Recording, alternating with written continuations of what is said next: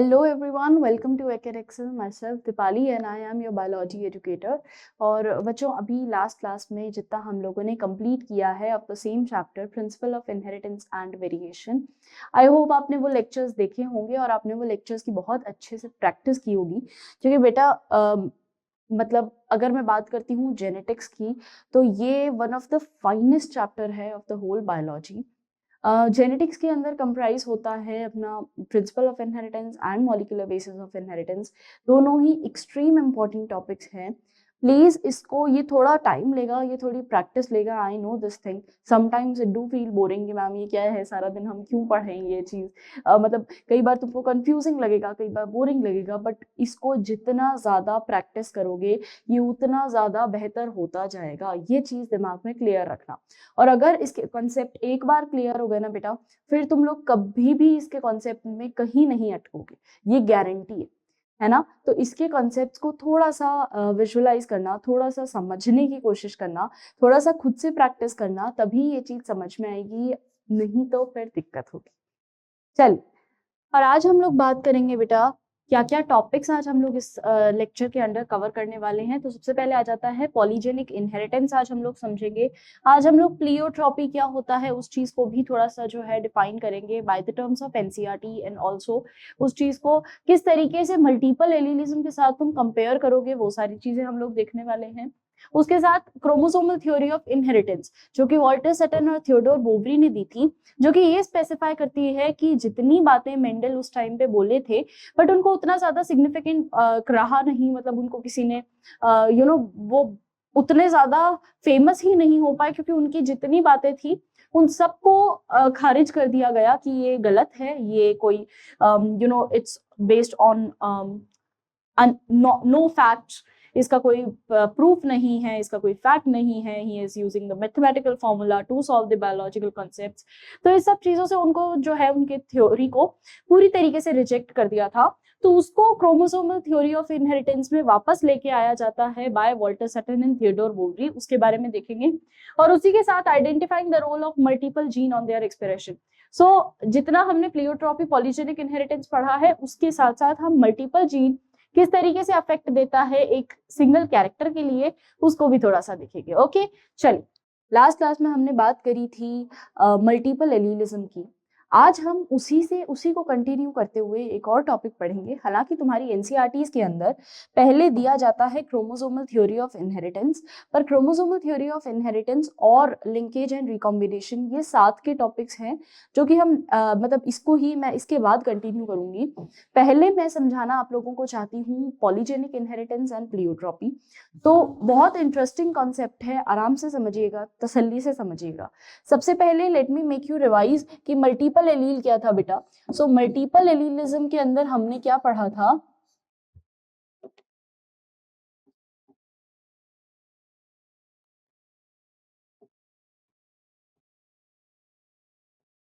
Multiple allele के अंदर अपन ने क्या पढ़ा था बच्चे, कि मतलब एक ही जीन है, आई जीन है, वो बहुत सारे अलग अलग एलील्स को लिए बैठा है। यानी अगर मैं मल्टीपल जीन की बात करती हूँ तो यहाँ क्या हमको पता लगता है कि हमारे पास one gene carry multiple alleles, that is gene I. Example इसका क्या था बेटा, एग्जाम्पल में हमने देखा था A B O blood group, है ना। जब हम एबीओ ब्लड ग्रुप का बात कर रहे थे तो हमने ये चीज देखी थी कि जीन आई जो है वो ए को भी मॉनिटर कर रहा है, जीन आई जो है वो बी को भी मॉनिटर कर रहा है, यानी एलील दूसरा है ना। जीन आई जो है स्मॉल आई, जो कि ओ को रिप्रेजेंट करेगा, उसको भी मॉनिटर कर रहा है। तो यहाँ पे जीन एक ही है, बट वो अलग अलग एलील्स को अपने ऊपर लेके चल रहा है। और इसमें मैंने एक चीज और भी बताई थी कि ये जब भी बात होगी मल्टीपल एलीलिज्म की तो हम हमेशा पॉपुलेशन को काउंट करेंगे, हम हमेशा पॉपुलेशन को काउंट करेंगे। एक ही इंडिविजुअल में मुझे मल्टीपल एलिलिज्म शो नहीं होगा, ठीक है, एक ही इंडिविजुअल में मल्टीपल एलिलिज्म शो नहीं होगा।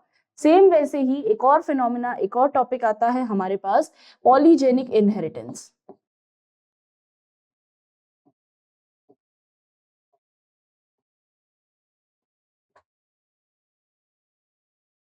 पॉलीजेनिक इनहेरिटेंस मतलब ये होता है, अब देखो नाम ही बता रहा है पॉली। पॉली मतलब क्या होगा बेटा? मल्टीपल। पॉली मतलब मल्टीपल, और जीन, जेनिक मीन्स जीन।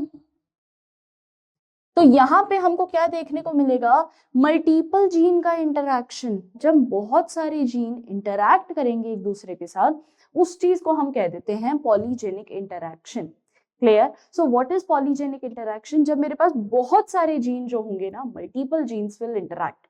ठीक है, सिंपल भाषा में समझना इस चीज को। ओके, अब यहाँ पे बेस्ट एग्जाम्पल जो आता है हमारे पास, वो क्या चीज आती है बेटा? किसका एग्जाम्पल आता है? Example human skin colour. Human skin colour. अब तुमने ह्यूमन अगर स्किन कलर देखा हो, तो हमारा जो स्किन कलर होता है ये अलग अलग ग्रेडियंट्स शो करता है ना, different type of gradients show करता है। ऐसा नहीं होता कि सबका स्किन कलर, स्किन टाइप सबका सेम ही हो। ये डिफरेंट डिफरेंट ग्रेडियंट्स शो करता है। किसी का एक्सट्रीम डार्क होता है, किसी का लाइट होता है, किसी का और लाइट होता है, किसी का बहुत ज्यादा लाइट होता है, और किसी का एक्सट्रीम लाइट होता है। ठीक है, तो ये ग्रेडियंट्स, एक वेरिएशन शो कर रहा है, एक है ना, एक पूरा का पूरा ग्रेडियंट्स शो कर रहा है कि भाई इस इतने पैटर्न्स में ये जो हमारा स्किन टाइप है ये हो सकता है। और इसी को हम कहते हैं polygenic inheritance. So what is polygenic inheritance? जब हम ऐसा एलील देखते हैं, जब हम ऐसा ग्रेडियंट्स देखते हैं कि भाई वही सेम चीज है, ह्यूमन स्किन कलर की ही बात हो रही है, पर ह्यूमन स्किन कलर जो है डिफरेंट टाइप्स में मुझे मिल सकता है। ह्यूमन स्किन कलर मुझे एक्सट्रीम डार्क भी मिल सकता है, लाइट भी मिल सकता है, और light light light extreme light भी मिल सकता है। ठीक है, तो ये पूरा जो एक ग्रेडियंस है, this is called polygenic inheritance. Clear? चलिए, so it is basically multiple gene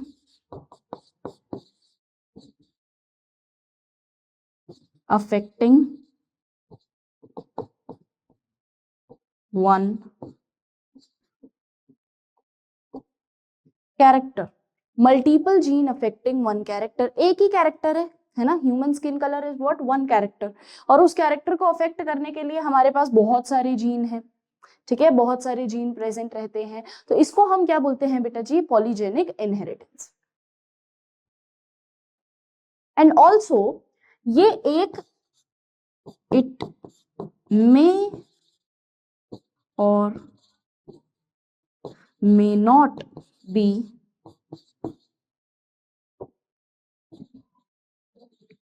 present on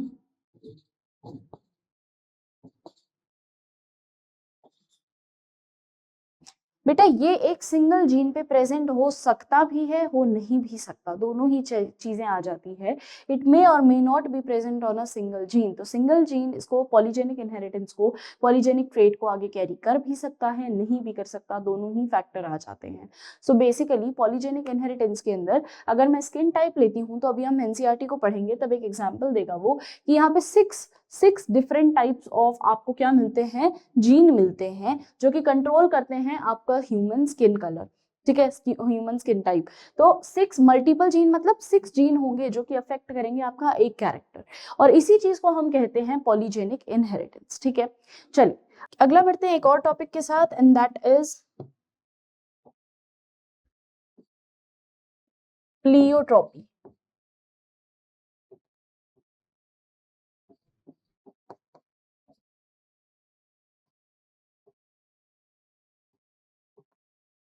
what is pleiotropy बेटा? प्लियोट्रॉपी क्या हो जाएगा? सो प्लियोट्रॉपी ना, एक तरीके से तुम ऐसे समझ सकते हो, अभी जैसे पॉलीजेनिक इनहेरिटेंस पढ़ा ना तुमने, पॉलीजेनिक इनहेरिटेंस का उल्टा है ना। पॉलीजेनिक इनहेरिटेंस पे क्या है? पॉली मतलब बहुत सारे जीन एक ही कैरेक्टर को अफेक्ट करेंगे। यहाँ पे क्या होगा कि एक ही जीन होगा और वो बहुत सारे कैरेक्टर्स दिखाएगा। तो one gene will show multiple characters, one gene will show multiple characters. One gene will show multiple characters. Example आ जाता है इसका, फिनाइलकेटोनिया, सिकल सेल एनीमिया,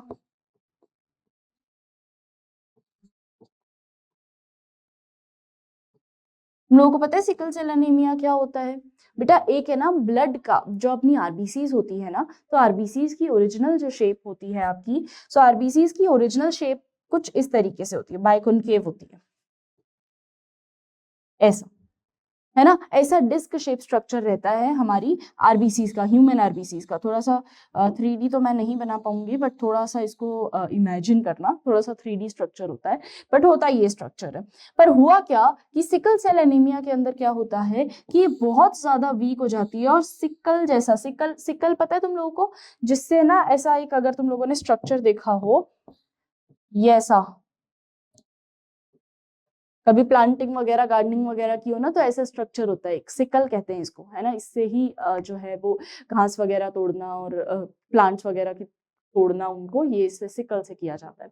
तो सिकल जैसी आरबीसीज हो जाती है, तो बाइकॉनकेव आरबीसीज जो होंगी वो सिकल शेप की बन जाती है, और इसी को हम कहते हैं सिकल सेल अनीमिया। अब ये क्या करती है ना बेटा, सिकल सेल अनीमिया दिक्कत क्या देती है कि ये जो आपकी ब्लड कैपिलरीज है जिसमें ब्लड फ्लो होना है, उस टाइम पे ये सिकल सेल आरबीसी जो होंगी ये ब्लॉक कर देती है ब्लड का फ्लो, यानी ब्लड फ्लो तो होना है पर वो ब्लॉक कर देगी, है ना?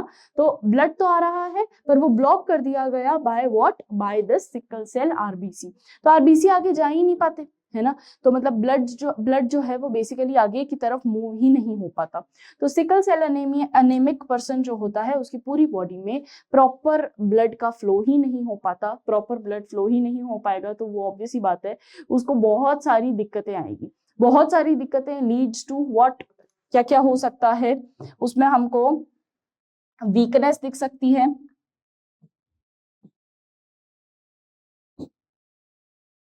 वीकनेस दिख सकती है, डार्क सर्कल्स हो जाते हैं लोगों को, है ना?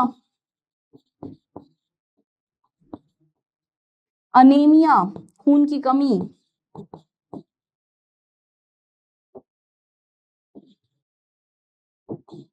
खून की कमी हो जाती है बेटा, प्रॉपर तरीके से बॉडी को न्यूट्रिशन नहीं मिल पाता, क्योंकि ऑब्वियस ही बात है हमारे कनेक्टिव फ्लूइड टिश्यू जो है वो तो ब्लड ही है, ब्लड ही पूरी बॉडी में फ्लो कर रहा है। तो बेसिकली यहाँ पे नरिशमेंट जो है या न्यूट्रिशन जो है वो बॉडी को नहीं मिल पाता, न्यूट्रिशन जो है वो लैक हो जाता है बॉडी के अंदर। तो अब तुम देखो कि एक चीज अलग हुई थी, बस सिर्फ एक जीन अलग हुआ था, और उसके चक्कर में हमको कितने मल्टीपल कैरेक्टर्स देखने को मिल गए। तो एक जीन के अलग होते ही हमको क्या देखने को मिल गया बेटा? मल्टीपल कैरेक्टर्स देखने को मिल गए, and this is called pleiotropy. So polygenic inheritance और प्लियोट्रॉपी के अंदर यही डिफरेंस है, तीनों को आराम से समझना। मल्टीपल एलिलिज्म, अच्छा ये चीज हमको इंडिविजुअल में दिखती है ना? ये चीज हमको किस में दिखेगी बेटा?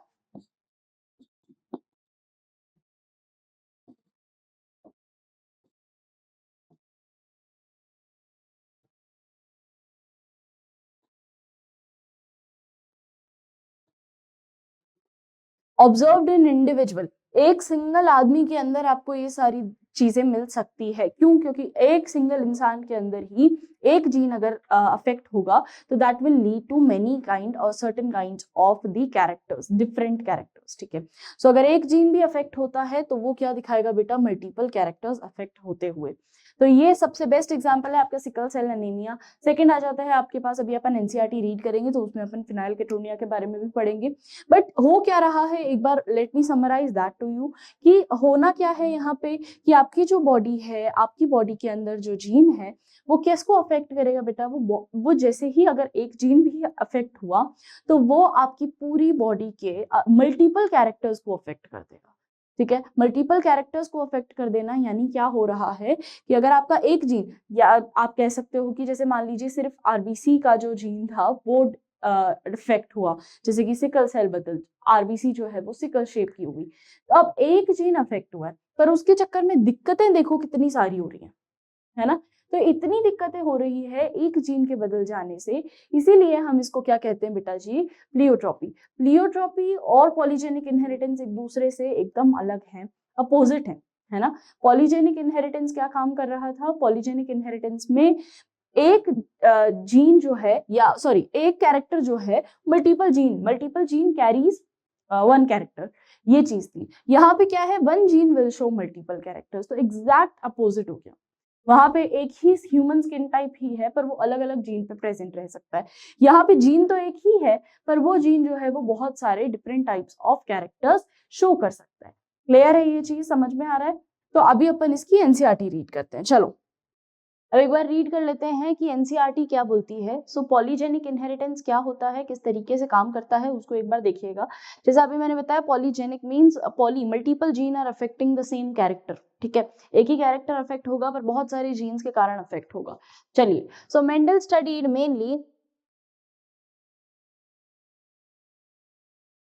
Mendel's studied mainly describe those traits that have distinct alternative form flower color, which are either purple or white. But if you look around, you will find that there are many traits which are so distinct in their occurrence and are spread across the gradient. तो जब बेटा gradients का नाम आ जाता है ना, तब हम वहां पे एक word use करते हैं, that is polygenic inheritance. So polygenic inheritance मुझे gradients दिखा रहा है। जैसे कभी तुमने कलर देखा है ना, कलर में वो जैसे एक होता है रेड कलर, ठीक है, एक रेड के शेड समझ रहे हो कि जैसे ना पहले थोड़ा सा डार्कर शेड ऑफ रेड, थोड़ा सा लाइटर लाइटर लाइटर, तो मतलब there are multiple shades of that red, है ना। तो यहाँ पे भी वही चीज होगी, तो दैट इज ग्रेडियंट्स, उसको हम ग्रेडियंट्स बोलते हैं, जहाँ पे मल्टीपल चीजें हमको नजर आ रही, मल्टीपल कैरेक्टर्स हमको नजर आ रहे हैं। तो यहाँ पे भी वही होता है बेटा, एक आपको पूरा का पूरा प्रॉपर ग्रेडियंट दिखता है। For example in human we don't just have the tall और शॉर्ट पीपल और two distinct alternative but the whole range of possible heights. अब अगर आप हाइट की बात ले लो तो तुम अपनी खुद की क्लास में ही देख लो कि तुमको है ना, सिर्फ ऐसा नहीं दिखेगा कि एक बहुत बड़े से बच्चे हैं और एक बहुत छोटा सा बच्चा है, ऐसा सिर्फ दो ही तरीके के लोग नहीं दिखेंगे, तुमको प्रॉपर एक रेंज दिखेगी कि हाँ भाई ये हाइट है, ये हाइट है, ये हाइट है, ये हाइट है, और बहुत बड़ी बड़ी हाइट भी है। तो ये एक ग्रेडियंस तुमको दिख रहा है, एक हाइट का रेंज तुमको दिख रहा है, ग्रेडियंस को रेंज से समझ लो, ठीक है। तो वो रेंज जब दिख जाता है तो उसको हम पॉलीजेनिक इनहेरिटेंस के अंदर काउंट करते हैं। So what is polygenic inheritance? जब हमको एक रेंज ऑफ स्पेसिफिक चीज दिखती है, ठीक है। अब अगर मैं हाइट की बात करूं तो हाइट का होगा, अभी ह्यूमन कलर का भी आएगा, ठीक है। चलिए, so such traits are generally controlled by 3 or more genes and are thus called the polygenic trait. इनको क्या बोला जाता है बेटा जी? Polygenic trait. Beside the involvement of multiple gene, polygenic inheritance also take into the account the influence of environment. ये environmental से भी influence रहती है, polygenic trait जो है environmental influenced भी होती है, और जिसका example है human skin color. So बेटा human skin color क्या होता है ना, मेलेनिक पिगमेंट होता है। कौन सा पिगमेंट है?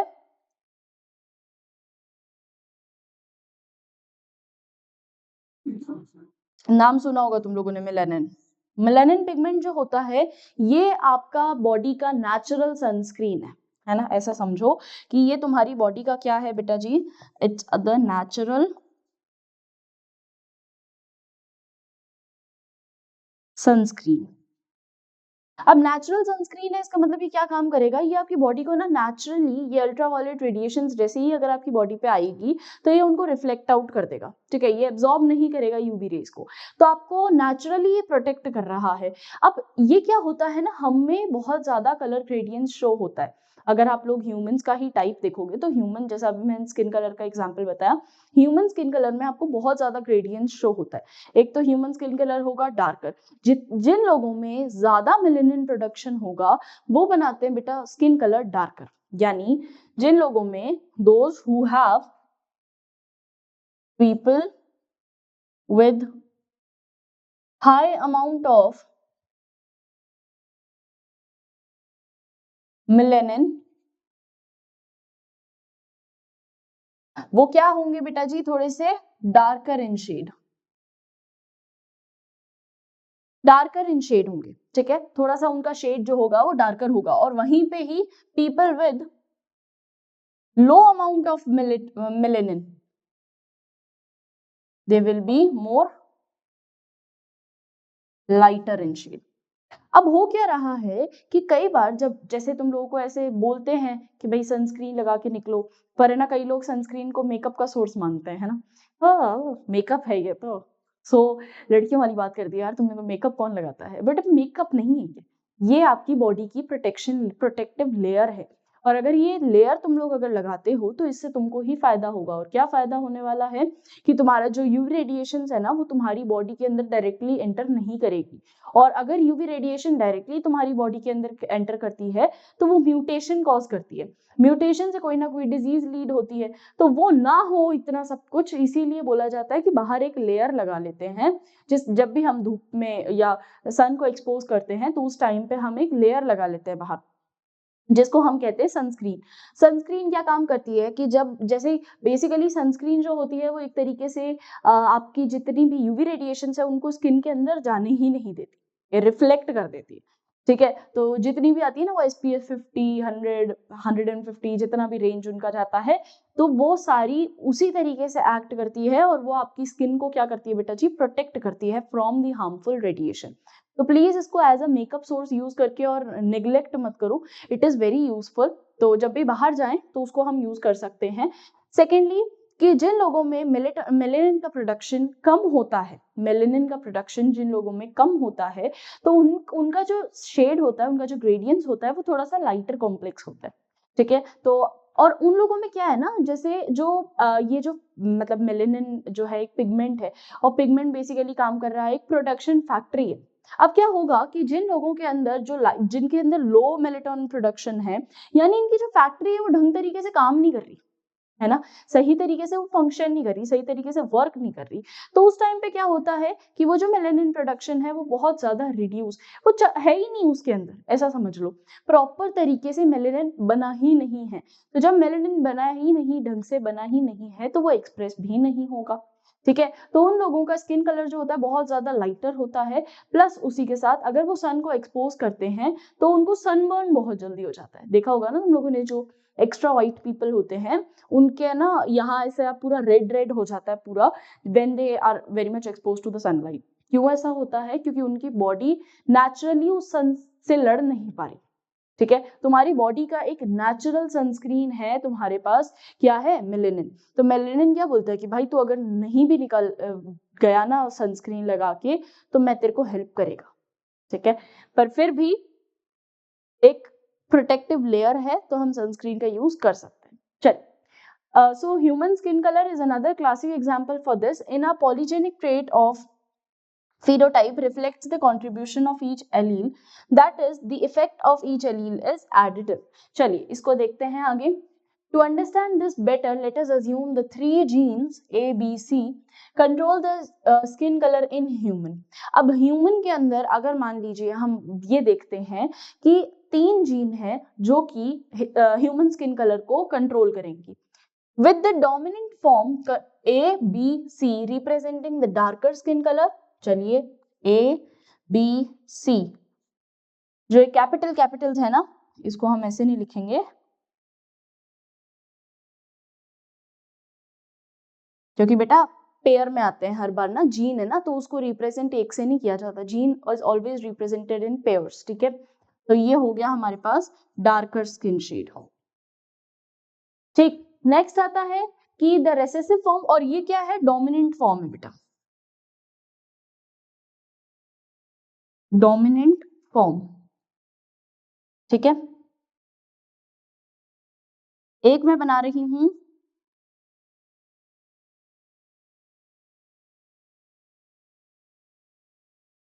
ये होगा लाइटर स्किन टोन और ये है रेसेसिव फॉर्म। ठीक, सो अब मेरे पास क्या आ जाता है, एक तो रेसेसिव फॉर्म आ चुका है, एक डोमिनेंट फॉर्म आ चुका है of allele A, B, B, C, C will have the darkest skin color with the recessive allele that is A, B, B, C, C which have the lightest skin colour. So एक के पास lightest होगा, एक के पास darker होगा। अब हम क्या कर देते हैं, इन दोनों को क्रॉस करवा देते हैं। ठीक है, लेट्स से ये दो पेरेंट्स हैं और extreme dark parents and extreme light parents जो हैं इनको हमने क्रॉस करवा दिया। जब इनको हम क्रॉस करवाते हैं तो हमारे पास एक पूरी प्रोजेनी आती है। जब हम इनको क्रॉस करवाते हैं तो हमारे पास एक 6 रेंज की पूरी प्रोजेनी आती है, 0 से स्टार्ट होती है बेटा,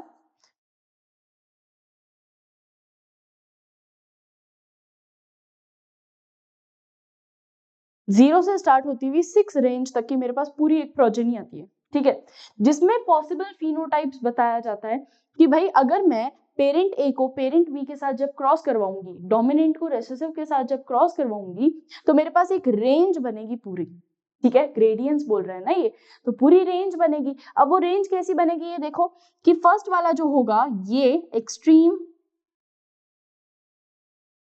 इसको थोड़ा सा इस तरफ बना रही हूँ, है ना,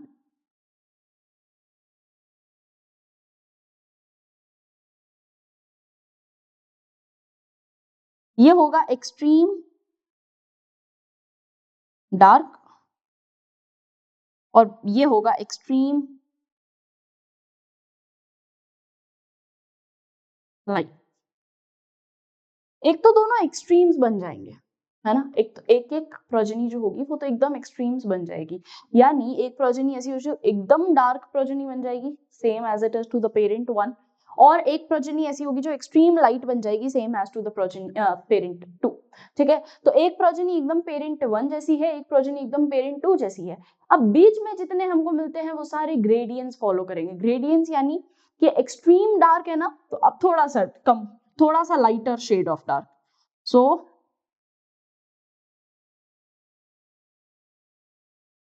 लेस डार्क, फिर उसके बाद ये और ज्यादा लाइट हो जाएगा, फिर ये लाइट,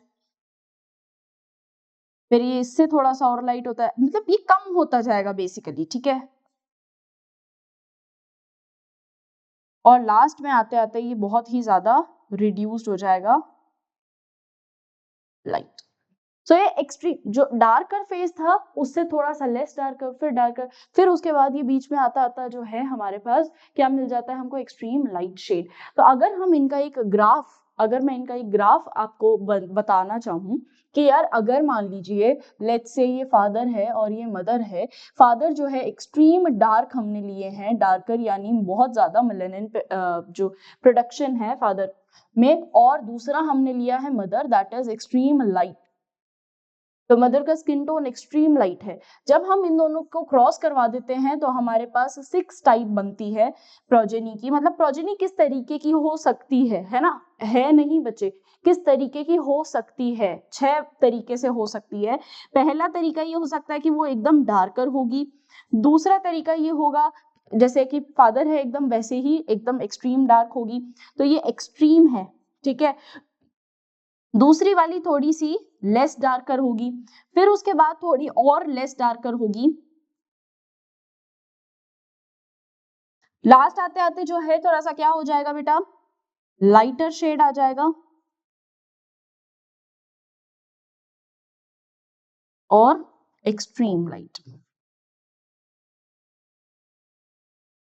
तो अगर आप देखो तो ज्यादातर जो लोग होते हैं ना, ज्यादातर जो लोग होते हैं वो इस रेंज को बिलोंग करते हैं, है ना, सांवला जिनको बोलते हैं, है ना, सबसे ज्यादा जो रेंज के लोग होते हैं depending on the environmental conditions, जो लोग यूजुअली धूप के सनलाइट के प्रोटेक्शन में सनलाइट से घिरे हुए हैं, मैं उस रीजन में नहीं बोल रही हूँ, या जो लोगों के पास सनलाइट ही नहीं है मैं उन लोगों को भी नहीं बोल रही हूँ, मैं बोल रही हूँ यूजुअली जो लोग होते हैं जिनमें अगर मैं ग्रेडियंट्स की बात करूं तो यूजुअली कुछ लोग जो होंगे वो सांवले रंग के जो हम बोलते हैं ना, तो वो ये वाला जो जोन है यहाँ पे होते हैं।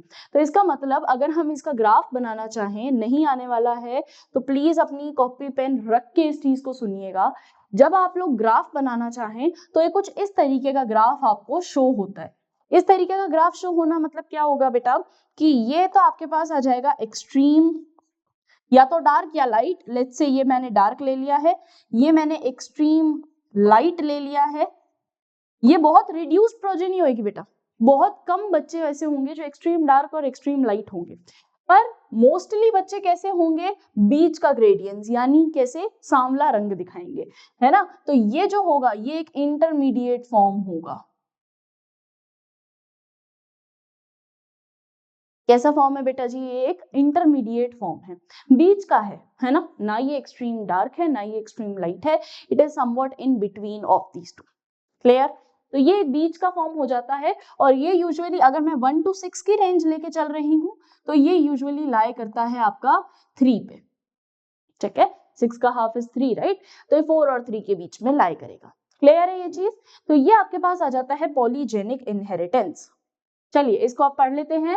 So, अब आपने extreme darker shade लिया, extreme lighter shade लिया. As expected, the genotype with the 3 dominant allele and the 3 recessive allele will have an intermediate skin color. Intermediate skin color क्या हो जाएगा बेटा? जो थर्ड नंबर पे आ रहा है ना हमारे पास, जो एक बीच का कलर आ रहा है, ना ज्यादा व्हाइट और ना ज्यादा ब्लैक, तो वो जो बीच का कलर आ रहा है हमारे पास, that is the intermediate form. ठीक है. In this manner, the number of each type of allele in the genotype would determine the darkness and the lightness of the skin in an individual. और ये चीज क्या determine करेगी? The darkness and the lightness of an individual. ठीक है. So ये हमारे पास आ जाता है polygenic inheritance. Poly means multiple, gene, genic means gene and polygenic means multiple gene जो कि एक कोई भी कैरेक्टर को कंट्रोल करें. ठीक है. So multiple gene are controlling one character. Please इस चीज को मत भूलिएगा.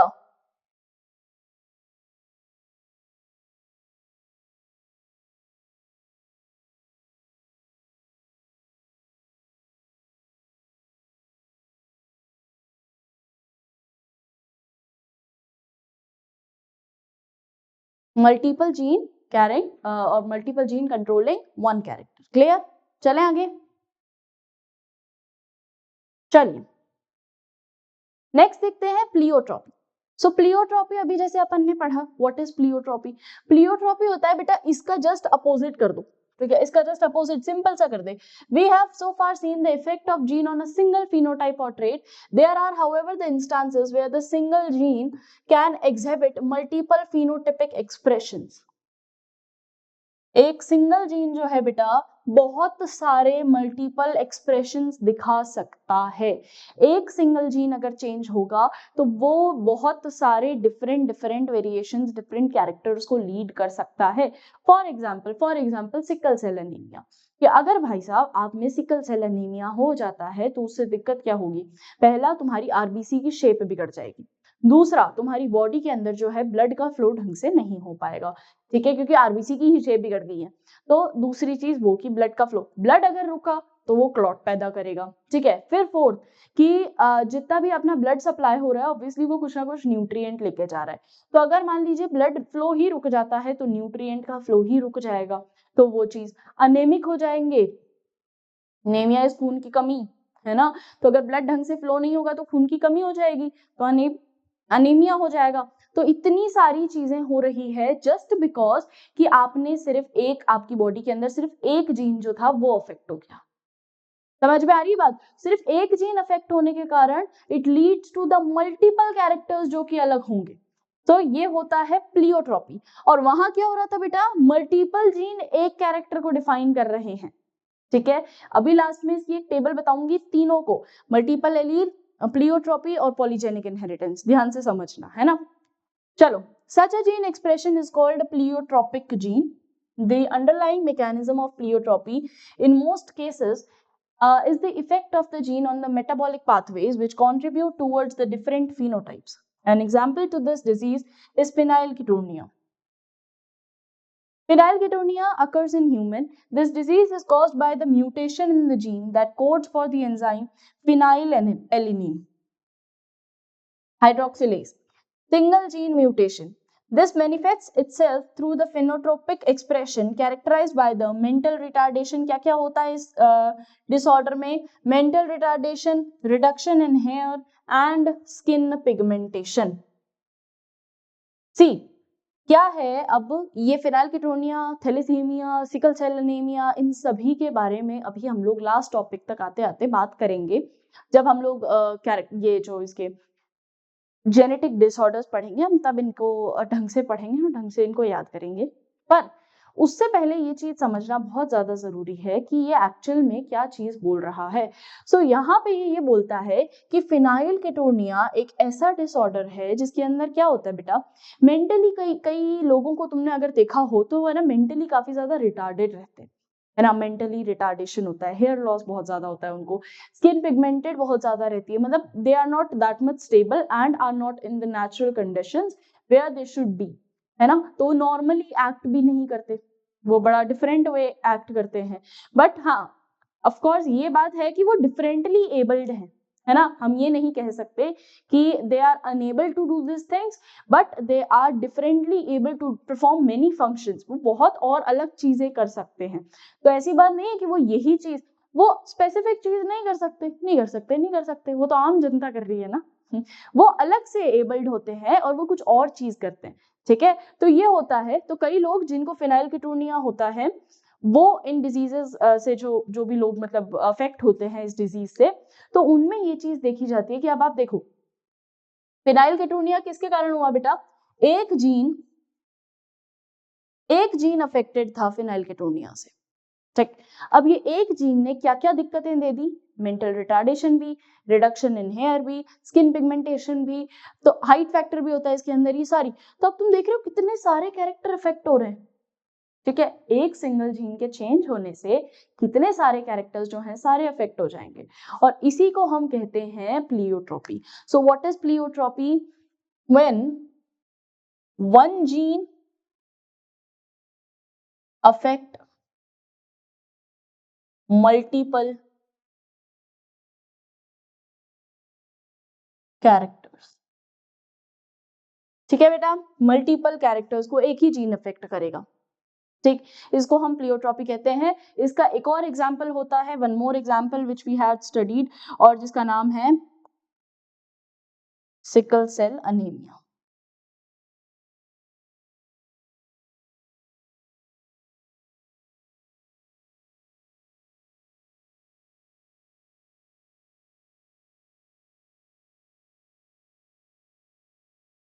सिकल सेल अनीमिया, ठीक है।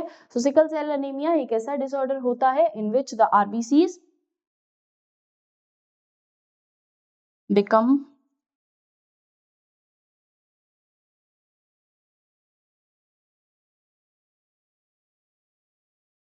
सिकल शेप्ड, ठीक है। आरबीसीज कैसी हो जाती है बेटा जी, सिकल शेप्ड हो जाती है, बहुत ज्यादा सिकुड़ जाती है, ठीक है, ऐसा सा, ठीक। बहुत ज्यादा अपने आप की साइज जो है रिड्यूस कर लेती है, ठीक। और इसके कारण it leads to what effects, इसके कारण क्या क्या दिक्कतें हैं, अनीमिया हो जाता है, नाम ही बता रहा है वैसे भी सिकल सेल अनीमिया, न्यूट्रिएंट की कमी हो जाना, ठीक है। फिर उसके साथ साथ आरबीसी जो है सही तरीके का न्यूट्रिएंट नहीं पहुंचा पा रही है, शेप ऑफ द सेल,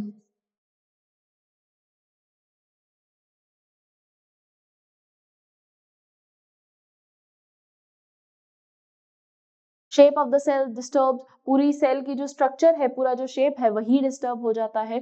और ये भी सिर्फ इसी चक्कर में होता है कि बस एक जो जीन है उस पे, हालांकि म्यूटेशन से भी होता है sickle cell anemia, but mutation का केस अभी हम नहीं पढ़ रहे, ठीक है। We are not studying of mutation, don't go to that. अभी हम बेसिक एक इंस्टांसेस देख रहे हैं। जब हम बेसिक एक स्टैंडर्ड लेवल की बात करते हैं तो हम इस पे रहेंगे।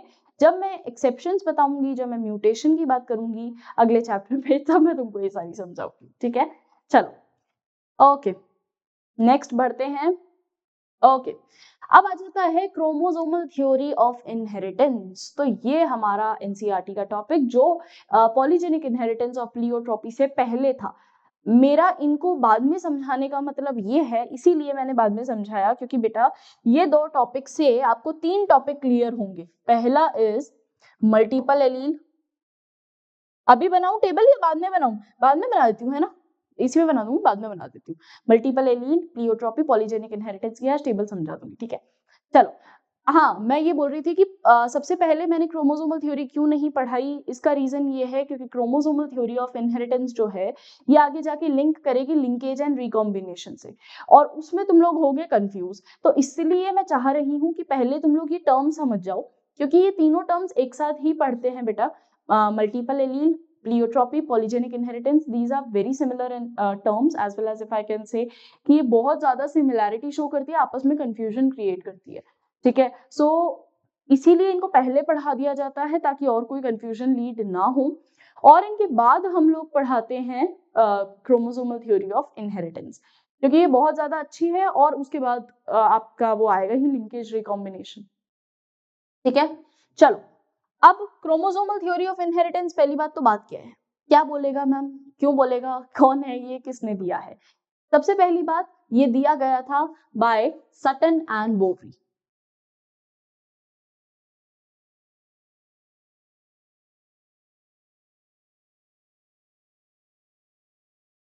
Walter Sutton and Theodore Boveri. Walter Sutton और थियोडोर बोवरी ने ये एक बहुत अच्छी इंस्टेंस के साथ बहुत अच्छी थ्योरी दी थी, और इस क्रोमोसोमल थ्योरी ऑफ इनहेरिटेंस में उन्होंने ये चीज बोली कि जब मैंने जब मेंडल पढ़ाया था तो मैंने उसमें ये चीज बोली थी कि यार मेंडल को ना उतनी रिकॉग्निशन नहीं मिल पाई जितना वो डिजर्व करता था, because of many reasons. Communication gap था, बिकॉज लोग जो थे इतने ज्यादा एजुकेटेड नहीं थे, इतना ढंग से पब्लिश तो खैर बाद में ही होता है, वो तो कोई रीजन नहीं। हाँ, ये रीजन था कि भाई मैथमेटिक जो है उन्होंने एप्लीकेशंस यूज करी to define the biological facts.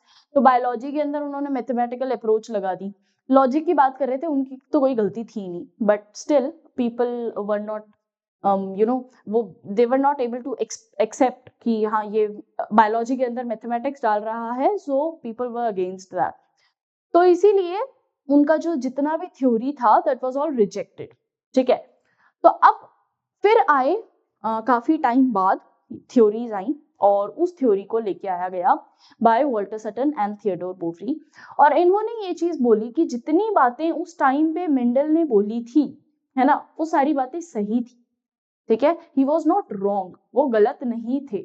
Mendel ने जितनी भी बातें बोली थी about chromosome, what is chromosome, how is gene link to the chromosome, सारी ही बातों में बहुत ज्यादा बहुत सही चीज है वो बिल्कुल भी रॉन्ग नहीं है, वो बिल्कुल भी इनकरेक्ट नहीं है, वो सारी चीजें they are very much accurate, they are very much true.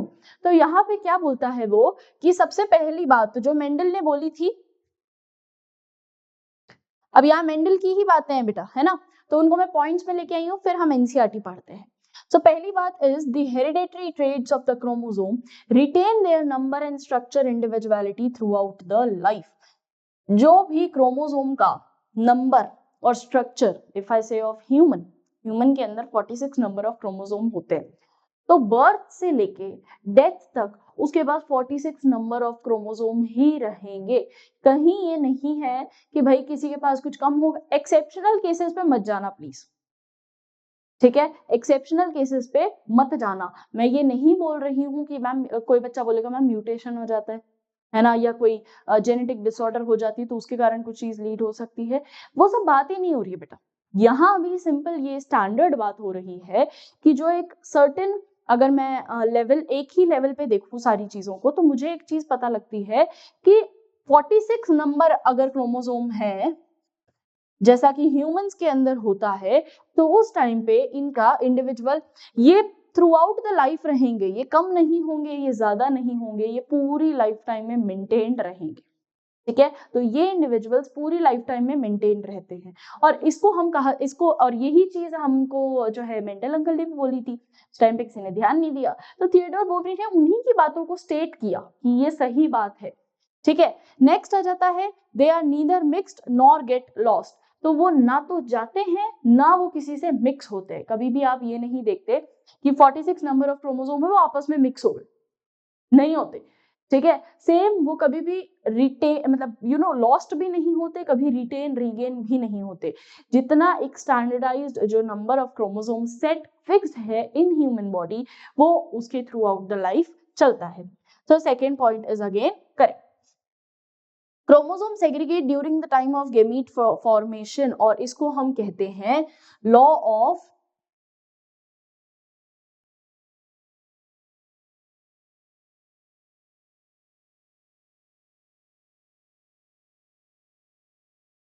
Segregation. तो लॉ ऑफ सेग्रीगेशन क्या कहता है कि जब एक नया मुझे कोई जीनोटाइप बनाना है, एक नया मुझे कोई इंडिविजुअल बनाना है, उसके लिए इट इज नेसेसरी कि जो पेरेंटल एलील्स है वो सेपरेट आउट हो। अगर पेरेंटल एलील सेपरेट आउट नहीं होंगे तो हम कोई भी नया इंडिविजुअल नहीं बना सकते, ठीक है। तो ये चीज बोली गई थी during the time of law of segregation by Mendel, और उसी को वापस बोला गया कि chromosomes are separated during the time of gamete formation. तो गेमीट जब भी बनेगा उस टाइम पे क्रोमोसोम्स जो होंगे वो सेपरेट आउट होंगे। Clear?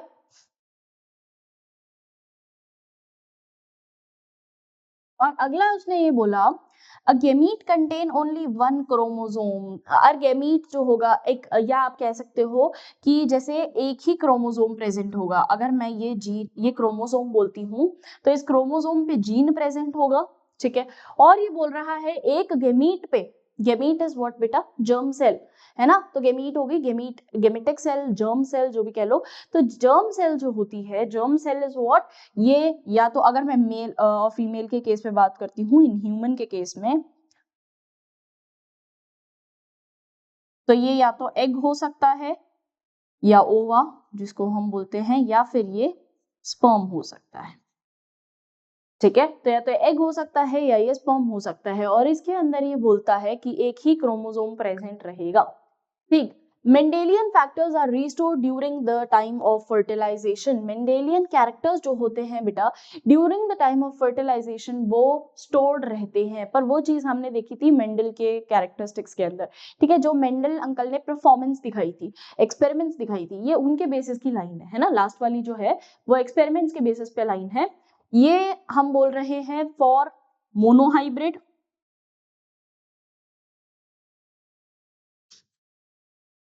And dihybrid cross.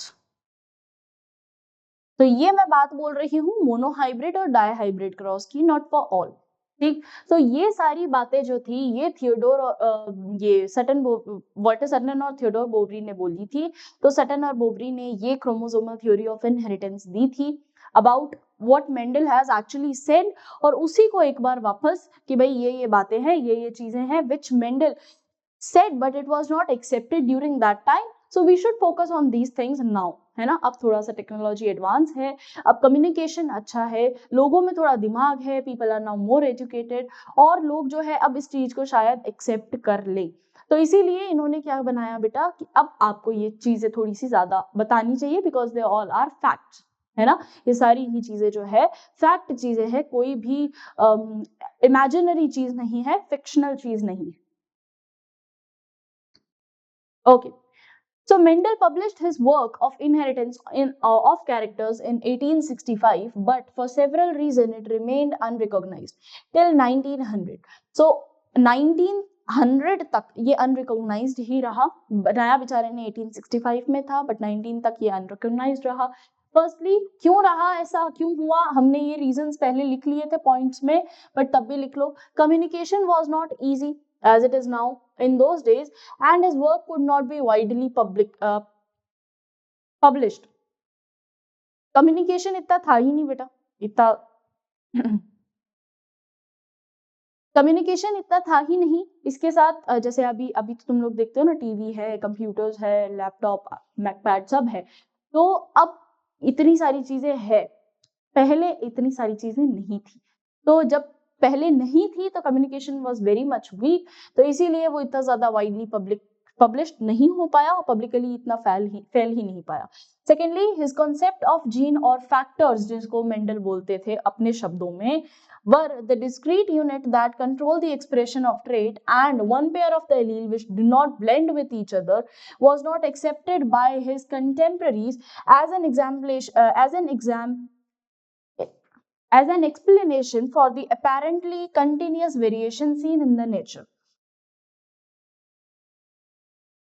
Second reason क्या दिया कि सेकेंड रीजन ये था, जब मेंडल अंकल ने ये बोला था कि भाई डिस्क्रीट यूनिट्स, फैक्टर्स हैं, जीन्स है, तो कोई उस चीज को पहचान ही नहीं रहा था, कोई उस चीज को मान ही नहीं रहा था, because what people want at that time was कि because they were not that much knowledgeable, है ना, इतने ज्यादा एजुकेटेड तो थे नहीं, तो उस टाइम पे उनको ऐसा लगा कि भाई प्रैक्टिकल बेस पे बताओ, तुम जितनी बातें तुम बोल रहे हो। वो बेचारा अगर ऐसे करता कि यार ये क्रोमोसोम है, तो वो बोल रहे तुम दिखाओ ये कैसा क्रोमोसोम, ठीक है। अगर वो बोल रहा है डबल स्ट्रैंडेड डीएनए स्ट्रक्चर है, तो वो क्वेश्चनिंग वाली जो चीज आ जाती है ना कि दे आर कंटिन्यूअसली क्वेश्चनिंग कि ये प्रैक्टिकली इट्स नॉट पॉसिबल, तुम जो सोच रहे हो इट्स ऑल साइफाई, है ना, सारा साइंस फिक्शन है, बट ये हमको नहीं लगता all these things are practically possible and it can be like this, ऐसा भी सोच सकते हो क्या?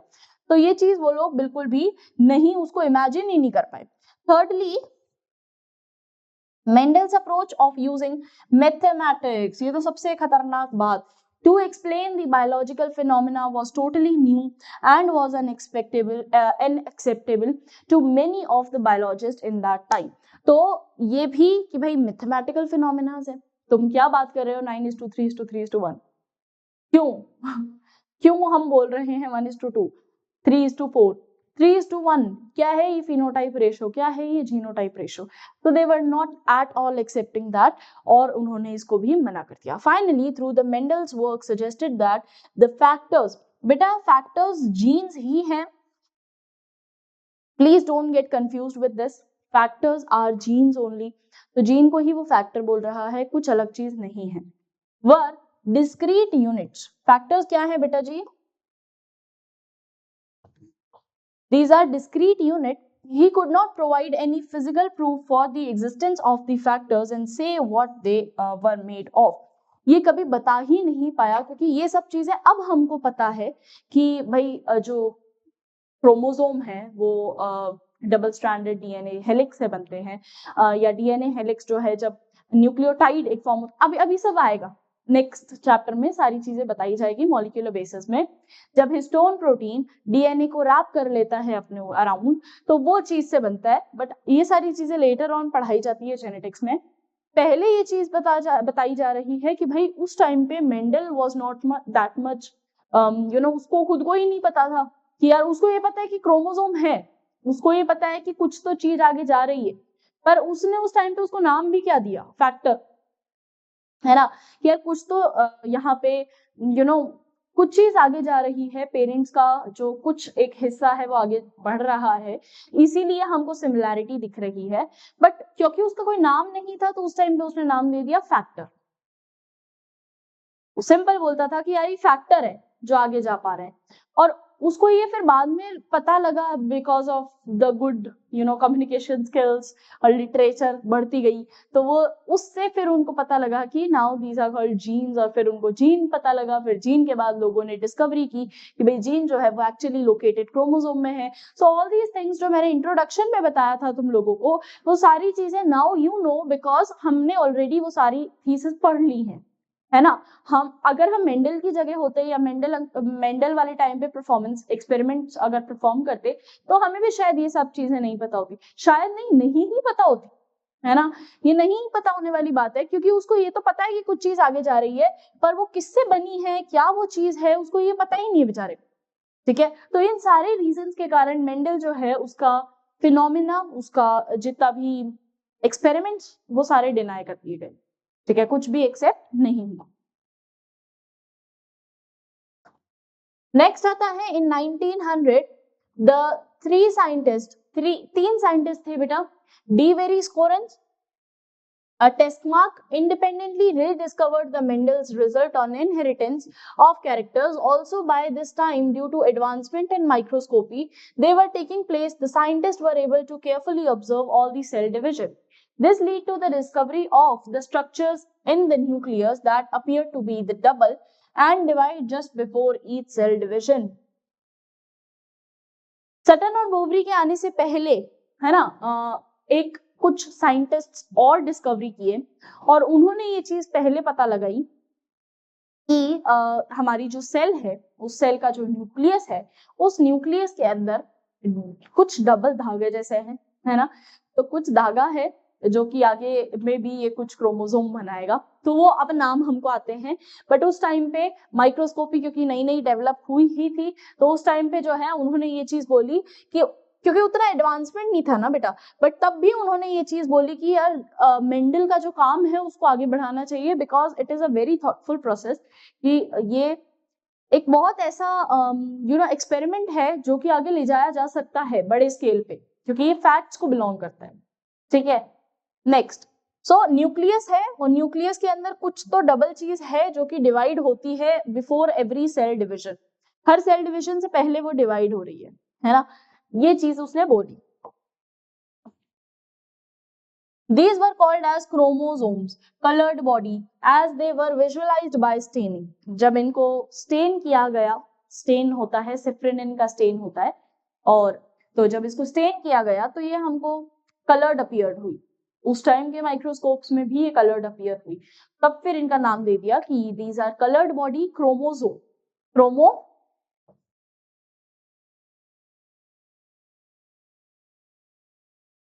क्रोमा मतलब होता है कलर्ड,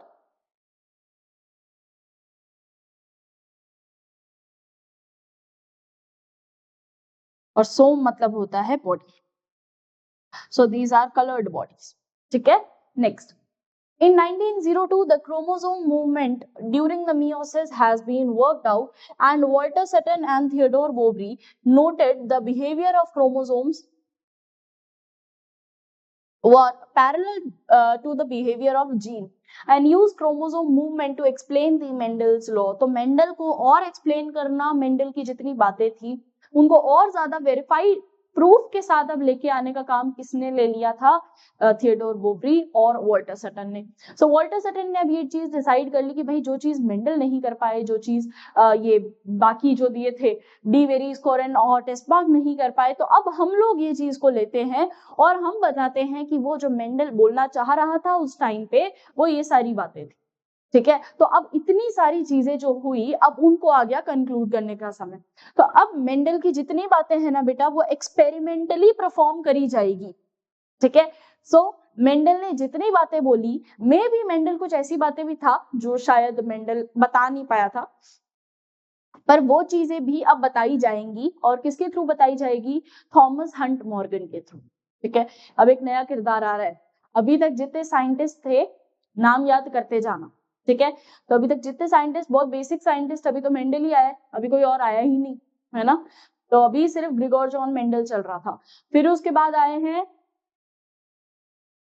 डिवेरी, स्कोरन एंड टेस्कमार्क। फिर उसके बाद आया है Walter Sutton and Theodore Boveri. अभी तक इतने ही लोग आए हैं। अब जो आने वाला है अगला बंदा, उसका नाम है Thomas Hunt Morgan, T H Morgan. और इसने सबसे पहले जो है, he is also known as father of modern experimental genetics, है ना। एक्सपेरिमेंट जिन्होंने परफॉर्म किए, तो एक्सपेरिमेंट्स पे जो बात कर रहा था वो था टीएच मॉर्गन। तो टीएच मॉर्गन ने एक्सपेरिमेंट परफॉर्म किए और उस पे फिर बताया कि हाँ ये बात है जो सही है, ये बात है जो एक्सेप्शनल है और गलत है। Now recall that you have studied the behavior of chromosome during mitosis, the equational division।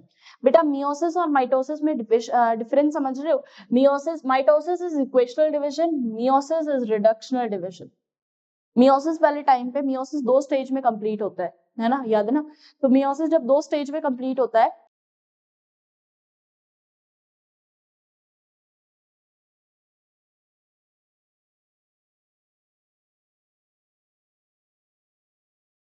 Basic differences देख लेते हैं।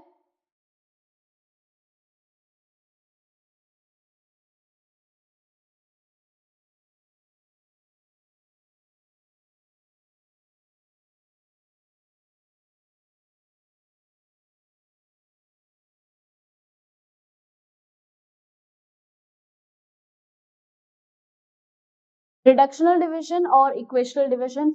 सेकंड आ जाता है बेटा माइटोसिस जो होगा, ये 2 हेप्लॉइड सेल्स प्रोड्यूस करेगा,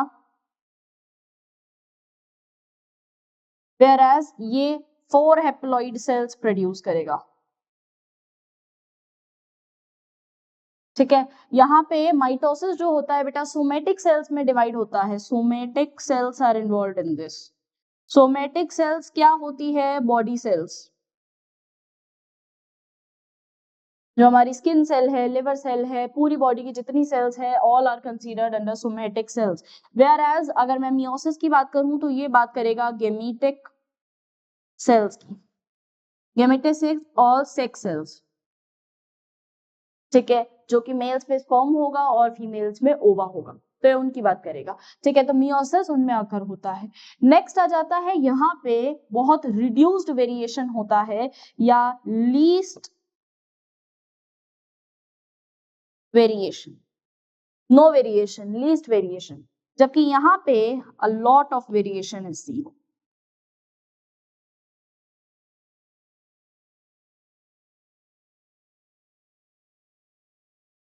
बहुत ज्यादा वेरिएशन यहाँ पे दिखता है। तो ये हमारे पास आ जाता है माइटोसिस और मियोसिस का डिफरेंस, एक बेसिक डिफरेंस बता रही हूँ।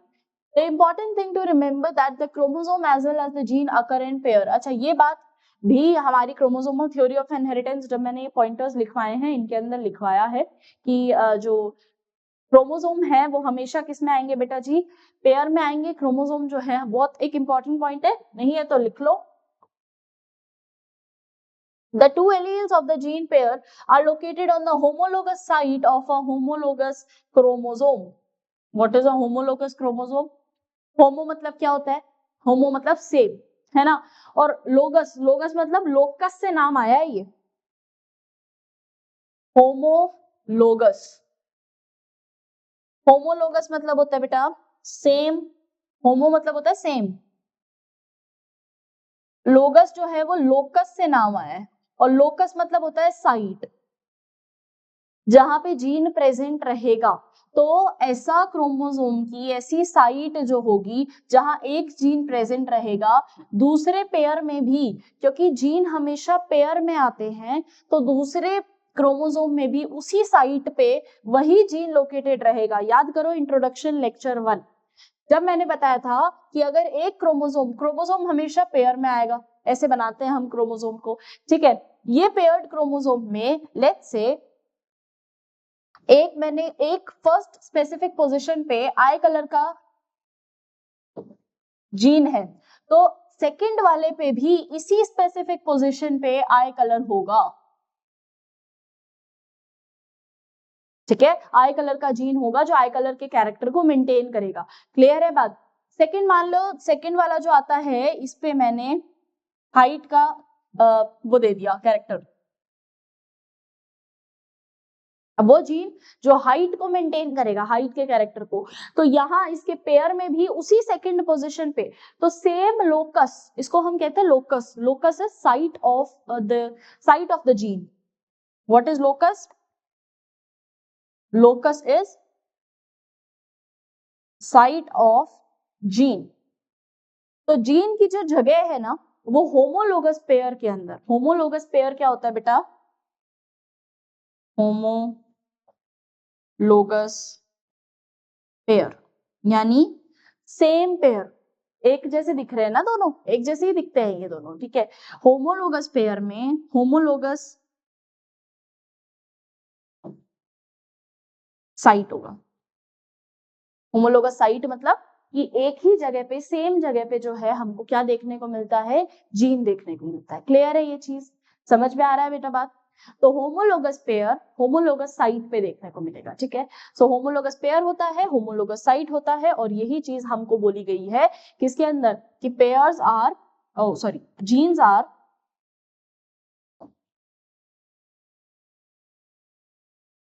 अकर इन पेयर, और ये बात बोली गई है इन क्रोमोसोमल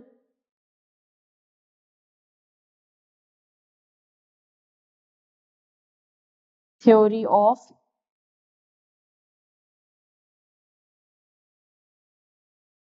इनहेरिटेंस में। सिंपल, क्लियर है ये चीज? तो क्रोमोसोमल थ्योरी ऑफ इनहेरिटेंस कहती है कि जीन हमेशा पेयर में रहेंगे, और पेयर जीन जो होगा उसमें होमोलोगस क्रोमोसोम होमोलोगस साइट पे जो है स्पेसिफिक जीन को बैठा के रखेगा। क्लियर है बेटा? क्लियर? चले आगे। नेक्स्ट आपकी एनसीईआरटी ने दे रखा है एक डायग्राम, और ये डायग्राम से आप सभी बहुत अच्छे से फेमिलियर होंगे क्योंकि ये डायग्राम है मियोसिस का। ये कोई और डायग्राम नहीं, ये डायग्राम है मियोसिस का। ये क्रोमोसोम ही है बेटा, ये पूरा वही क्रोमोसोम है।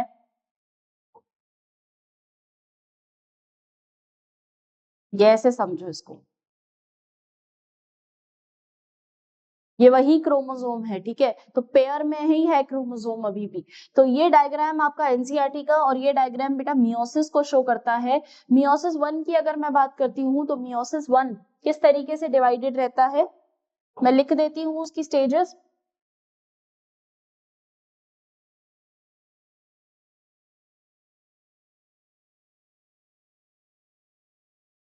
मियोसिस 1 जो होता है बेटा किस तरीके से डिवाइडेड रहेगा? पहला इसके अंदर आता है प्रोफेज।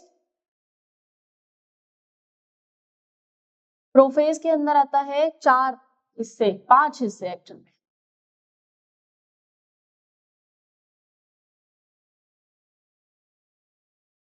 लेप्टोटीन,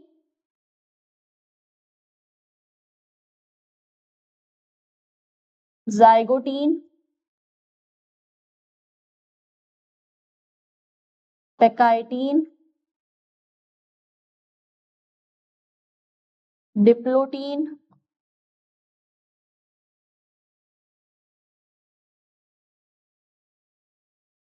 डाइकिनेसिस। ठीक है, सो क्या क्या आ गए हमारे पास? Leptotene, zygotene, pachytene, diplotene, diakinesis. यहाँ पे अगर तुमको याद हो, पेकाइटीन वो स्टेज है बेटा, पेकाइटीन वो स्टेज है जहां पे एक्चुअल में क्रोमोसोम्स जो होते हैं मिक्स्ड होते हैं। मिक्स होना यानी यहाँ पे कायास्मेटा फॉर्म होता है।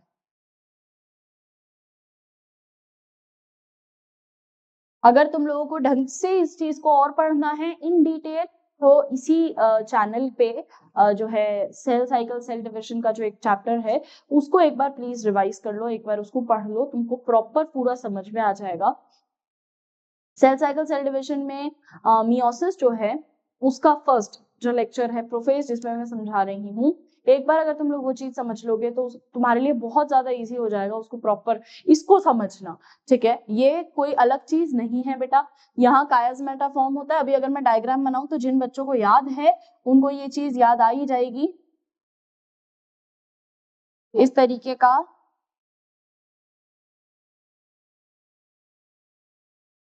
ये कायास्मेटा फॉर्म होता है, एक शेप स्ट्रक्चर है ना, दिस इज कायास्मेटा। तो जिन बच्चों को याद है उनको ये चीज याद आ जाएगी, और जिनको याद नहीं है वो प्लीज रेफर करें एक बार सेल साइकिल सेल डिविजन का लेक्चर। ठीक है, चलिए नेक्स्ट डाइकिनेसिस में। अच्छा, ये मियोसिस में इसीलिए कंडक्ट होता है ताकि यहाँ पे वेरिएशन आ सके, तो it is very important stage, क्योंकि ये क्या लीड करता है बेटा? दिस लीड्स टू वेरिएशन, है ना, दिस लीड्स टू वेरिएशन, बहुत ज्यादा वेरिएशन लाया करता है। अगला आ जाता है हमारे पास, ये प्रोफेज था, अगला आ जाता है मेटाफेज। याद करो मेटाफेज के अंदर जो है, मेटाफेज के अंदर क्या होता है बेटा? मेटाफेजिक प्लेट बननी शुरू हो जाती है, धीरे धीरे क्रोमोसोम अपोजिट पोल की तरफ मूव करने लग जाते हैं, जो कि हमको दिखता है एनाफेज में।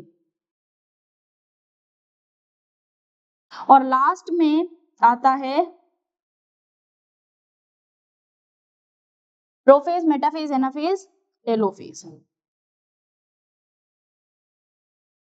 टेलोफेज के अंदर क्या होता है बेटा? दोनों अपोजिट पोल पे चले जाते हैं और अपना अपना जो पूरा सर्कल है, जो पूरा कहते हैं हम लोग न्यूक्लियस है, न्यूक्लियस अराउंड अपना कर लेता है न्यूक्लियर मेम्ब्रेन से, और सेल जो है वो अपना साइटोप्लाज्मिक डिवीजन भी कंप्लीट हो जाता है। तो टेलोफेज के बाद क्या होता है? साइटोप्लाज्मिक डिवीजन यानी साइटोकिनेसिस। बट यहाँ अभी पहले साइटोकिनेसिस नहीं होगा, इसके बाद ये मियोसिस 1 है ना, इसके बाद मियोसिस 2 होगा, क्योंकि यहाँ पे अभी पेयर था बेटा, अब पेयर भी टूटेगा तो मियोसिस 2 कंप्लीट होता है। तो यहाँ पे अगर तुम देखो ध्यान से तो ये अभी पेयर पेयर चल रहे हैं, ये पेयर की बात हो रही है यहाँ से, दिस इज पेयर, है ना। फिर उसके बाद ये बाइवेलेंट स्टेज, मियोसिस 1 का एनाफेज, एनाफेज में ये अपोजिट पोल पे चले जाएंगे, यहाँ एक बना लेंगे, यहाँ एक झुंड बना लेंगे अपना। ठीक है, तो ये अपोजिट पोल पे चले जाते हैं, पर अभी भी स्टेज जो है इनकी वो कैसी है बेटा? अभी भी कैसे हैं ये लोग? अभी भी ये लोग जुड़े हुए थे, बट धीरे धीरे क्या हो जाएंगे? सेपरेट आउट हो जाएंगे, और डायरेक्टली इसने जंप करा दिया है आपको मियोसिस 2 के एनाफेज पे। मियोसिस 2 के एनाफेज जहां पे हेप्लॉइड स्ट्रक्चर दिखने लग जाता है, और फाइनली जो है हमको 4 हेप्लॉइड सेल्स मिल जाती है during the time of meiosis. और मियोसिस में चारों ही सेल वेरिएशन में है,